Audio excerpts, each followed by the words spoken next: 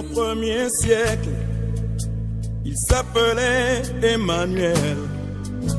Son langage était troublant, car il parlait toujours d'amour. Votre servante, c'est Padon Seke Sira. Je suis la directrice exécutive d'une association dénommée Love Power. Entendez simplement la puissance de l'amour. Et j'anime une émission télévisuelle sur la famille, sur la chaîne nationale OITV. Unis pour toujours. Excellence, les ambassadeurs de la Chine et du Ghana après le Bénin. Monsieur le général Boni, Mathieu. Excellence, messieurs les officiers et sous-officiers de l'armée de la gendarmerie.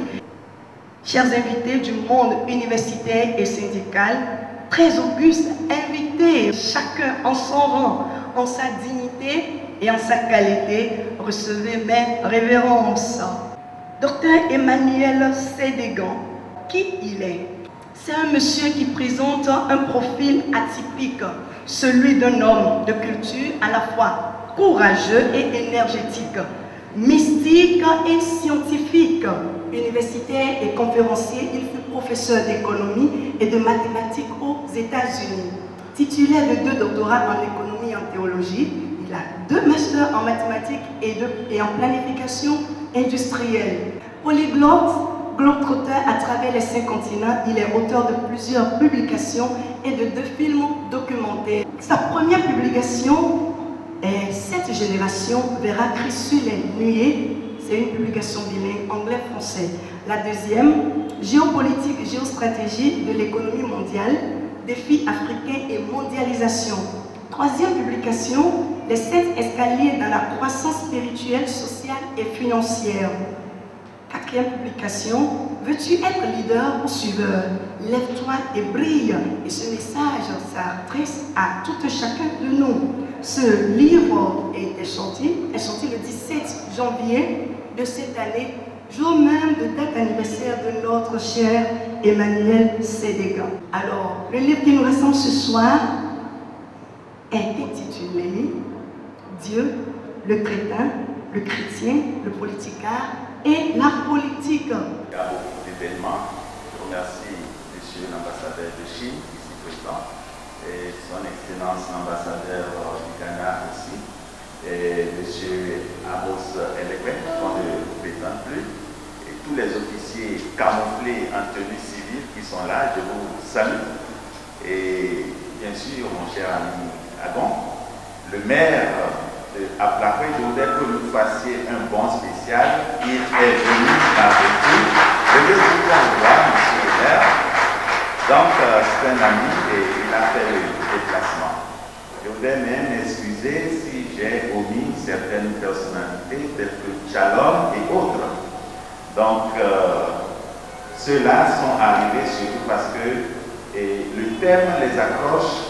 Ils ont eu certaines expériences. En fait, c'est de partager comment le chrétien doit aborder les choses de ce monde. J'ai demandé à 2 leaders religieux, pas des moindres, le président de l'église méthodiste du Bénin, le président Alagbada. Il a aussi écrit sur le thème du chrétien et la politique, son point de vue est là. J'ai demandé à Monseigneur Gaillet, qui malgré son calendrier chargé, a aussi fait son témoignage en annexe de ce livre.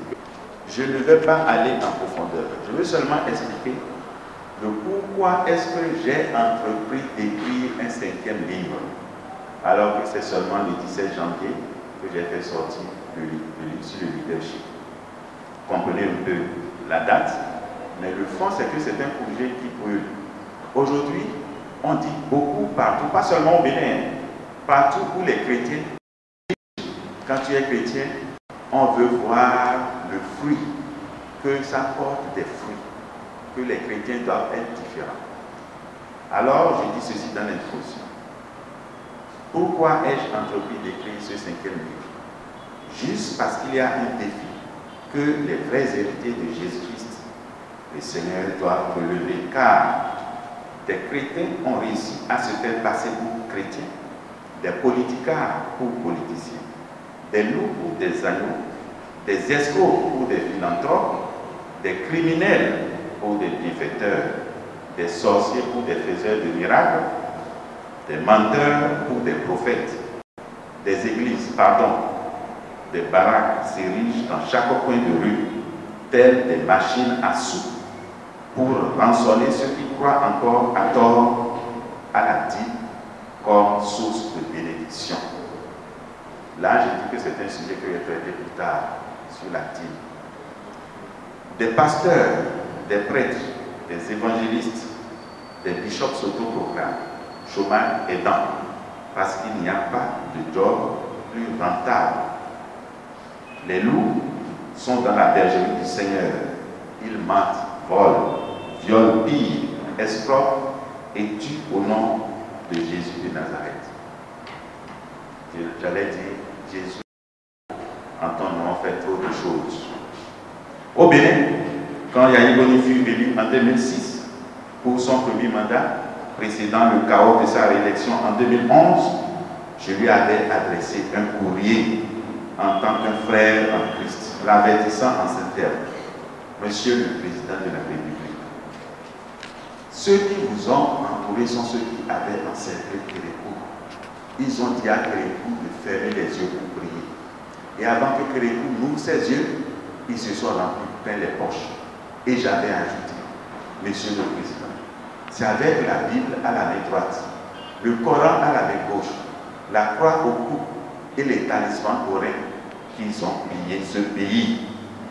Je pensais rendre service à mon pays, mais hélas, 3 ans plus tard, j'ai compris que mes avertissements étaient peine perdue. Ça n'avait servi à rien. Les scandales se rivalisaient les uns après les autres, les uns plus graves que les précédents. Au deuxième mandat du président Yahya Boni, rien n'est moins sûr. Pire, le peuple n'a encore vu le bout du tunnel d'aucune affaire instruite en justice. Pareil pour le régime précédent.